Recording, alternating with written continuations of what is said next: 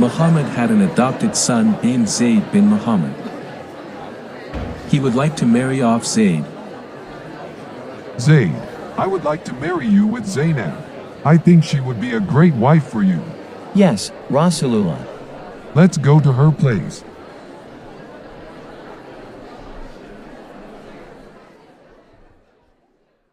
Zaynab, I want you to marry Zayd. What? He used to be your slave. I thought you want to propose me. No, no way. I don't want to marry him. He was a slave and I have a higher social status than him. You have to marry Zayd. Oh Rasulullah, do you really want to tell me what to do?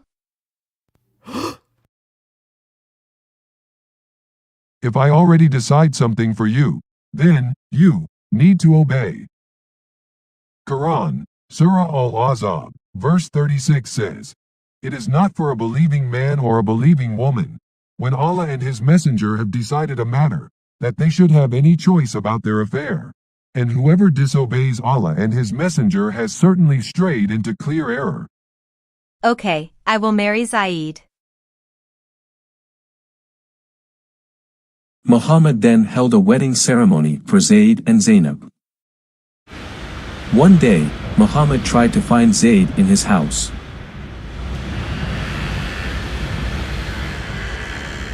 Zayd, are you there? But Zayd was not at home.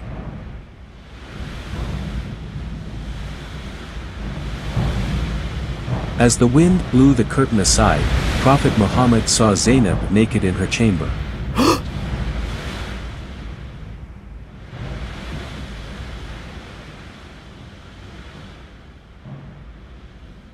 MashaAllah.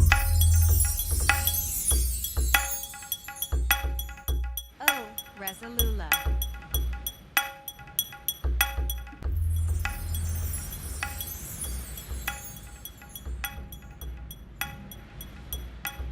Zaynab quickly put on her clothes, then she went out to meet Prophet Muhammad.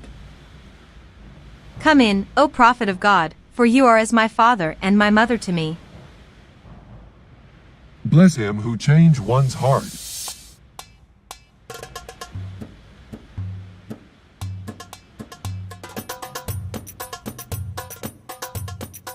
History of Tabari, Volume 8, page 4, explains that Muhammad saw his daughter-in-law naked. Zaynab was in her chamber, undressed, and admiration for her entered the heart of the Prophet. After seeing his daughter-in-law naked, the Prophet fell in love with her. This is according to Tafsir al-Jalalain, Quran, Surah Al-Ahzab, verse 36. Then on one occasion, the Prophet caught sight of her and felt love for her. When Zayd came home, Zaynab told him about Prophet Muhammad's visit. Your dad came here when you were out. He met me instead. Oh, and then, what happened? Nothing happened. After finding out you were not here, he left. Is that it? Oh, before he left, he said, bless him who changed one's heart. What does it mean? I don't know. Having lived with the Prophet Muhammad since childhood, Zayd certainly knew very well his father's character and personality.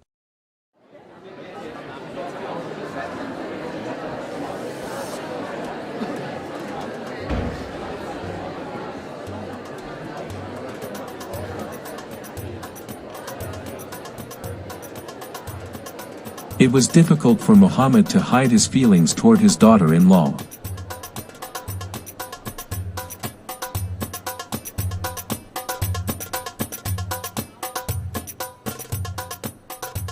When Zayd found out about what was going on, he disliked how his adopted father felt about his wife. Look at them. I can tell there's something going on between them. It's obvious, isn't it? How outrageous. Things got worse for Zayd when Allah punished him whenever he wanted to approach his wife.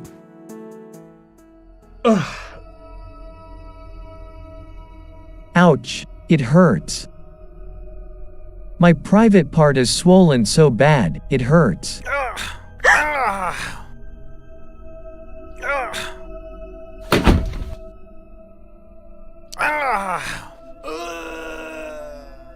Whenever I tried to approach my wife, my private part was swollen. I couldn't function as a husband and I was in pain. Bro, I think maybe Allah did that to you. He tried to preserve Zaynab for your father. Tafsir al-Qurtubi, Al-Jamili Akam, Volume 7, page 139. Quran, Surah Al-Ahzab, verse 37. Allah did the following to my husband, Zayd bin Muhammed. Zayd's penis started to swell so he can't make love with me. Zayd decided to meet his adopted father, Muhammad. Rasulullah, perhaps Zaynab has excited your admiration, so I will leave her. What is wrong? Has anything on her part disquieted you? No, by God, nothing she has done has disquieted me. Keep your wife to yourself. Don't separate from her. And fear Allah. But actually, Muhammad hid his desire toward Zaynab. Oh, I can't forget how she looked in her room that day. I'm afraid people will start to notice this. Oh, wait. Allah sent a message to me. Quran, Surah Al-Ahzab, verse 37. And, remember, O Muhammad, when you said to the one on whom Allah bestowed favor and you bestowed favor, keep your wife and fear Allah, while you concealed within yourself that which Allah is to disclose. No need for me to conceal my feeling, since Allah will disclose it anyway. Since then, Muhammad did not stop Zayd anymore.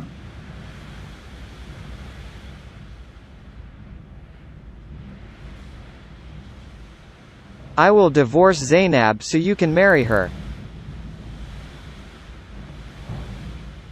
As you wish. A decent man would certainly feel very humiliated by such an inappropriate offer.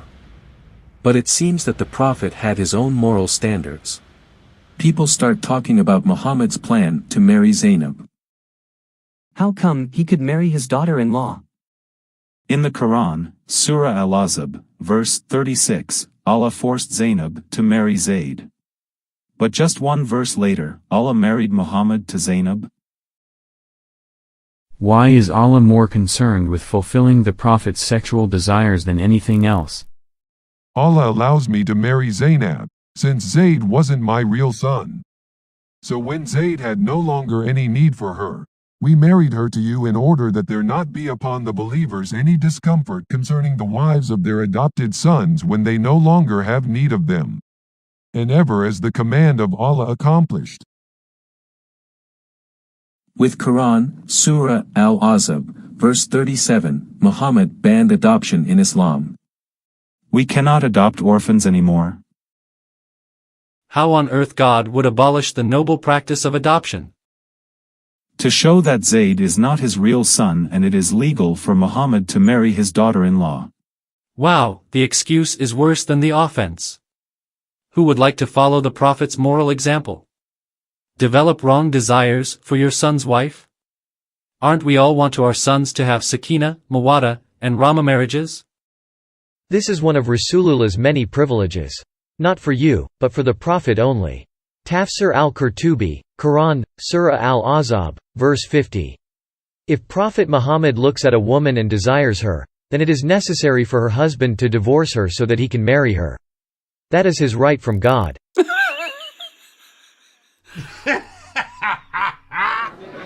A marriage celebration was held for Muhammad and Zaynab.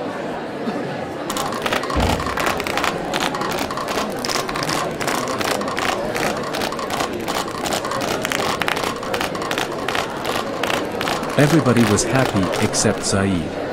I lost my beloved wife. What's more, I'm not the Prophet's adopted son anymore. In the past, people called me Zayd bin Muhammad, but now they call me Zayd bin Haritha.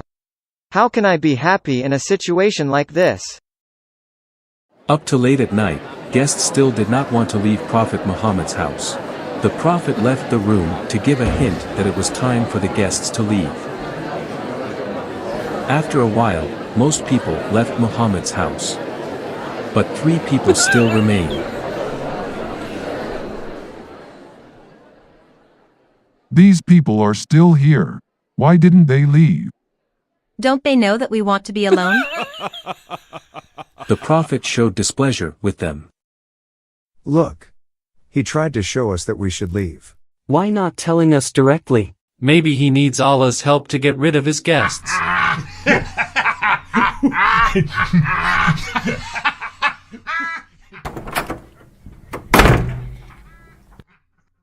At last, what am I supposed to do?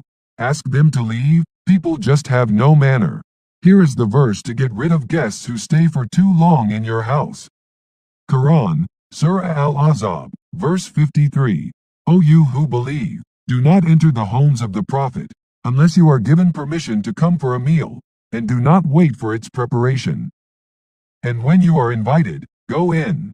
And when you have eaten, disperse, without lingering for conversation.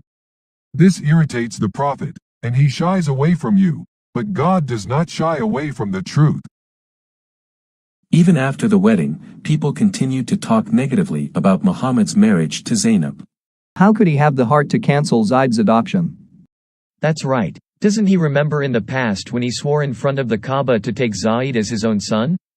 In our culture, once we adopt someone as a child, then that person becomes a member of our family for life. For life.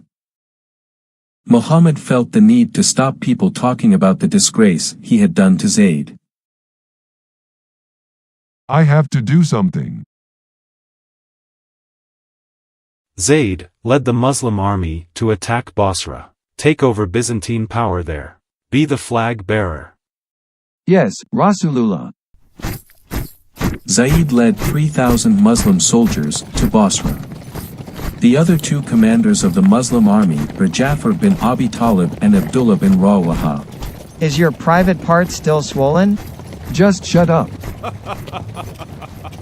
Zayd led his army from Medina to Basra, which was located in the Shem or Syria region. The Byzantine force intercepted them at a village called Muda.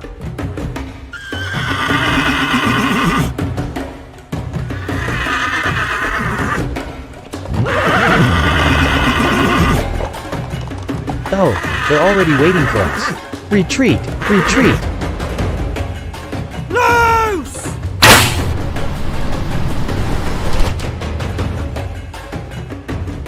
The two Muslim commanders, Ja'far bin Abi Talib and Abdullah bin Rawaha, died in the battle.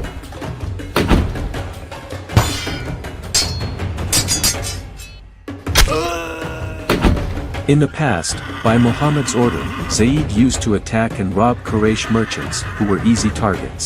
This time, he dealt with a real powerful army.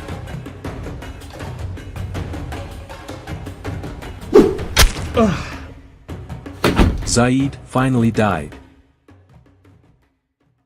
Let's compare the love story of the Prophet Muhammad and Zaynab with the incident that happened to King David, which is written in the Bible, 2 Samuel, chapters 11 and 12. Just as the Prophet Muhammad lusted for Zaynab, King David also had a passion for Bathsheba, the wife of an Israeli soldier named Uriah. King David then removed Uriah so that he could marry Bathsheba.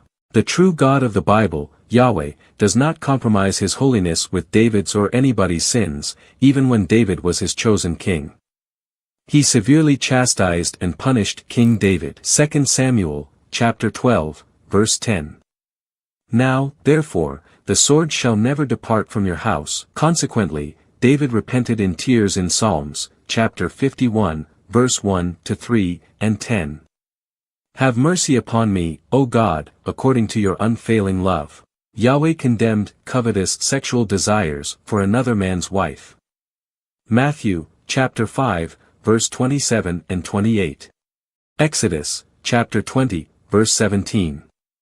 Thou shalt not covet thy neighbor's wife. On the other hand, the God of the Quran, Allah subhanahu wa ta'ala, never punished Prophet Muhammad, no matter how sinful he was. Allah cooperated with the Prophet to realize his evil desires, through various verses of the Quran which justify the destruction of the household of his own son and daughter-in-law. Quran, Surah Al-Ahzab, verse 37 and 38. Al-Sirah Al-Halabiyah, Volume 3, page 377. If Muhammad lusted after a married woman, it became a must for her husband to divorce her for him. Tabari, Volume 9, page 134. Muhammad took Zaynab, but Allah did not find any fault in the relationship and ordered the marriage. Allah even claims to manifest the lust of adultery in the hearts of men in Sahih Muslim, book number 33, hadith number 6422. Allah fixed the very portion of adultery which a man will indulge in. There would be no escape from it. Shortly after the marriage between Muhammad and Zaynab, Allah went on to totally abolish the practice of adoption with Quran, Surah Al-Ahzab, verse 4 and 5. It is clear that the reason to abolish the noble moral act of adoption is to protect Muhammad from the accusation of his contemporaries. Some Muslims argue that adopted children are not biological children so that the Prophet Muhammad may marry his adopted son's wife. This is a weak excuse because legally and ethically, he was still considered a son in a civilized world. Had not Muhammad sworn before the people of Quraysh, in front of the Kaaba, that Zayd had become his own son? Bear testimony, all ye that are present. Zayd is my son, I will be his heir, and he shall be mine. Muhammad claimed to have excellent moral examples in Quran, Surah Al-Ahzab, verse 21. Indeed, in the Messenger of Allah you have an excellent example for whoever has hope in Allah and the Last Day. Is there any sane Muslim who would want to follow the example of the Prophet in marrying his own son's wife?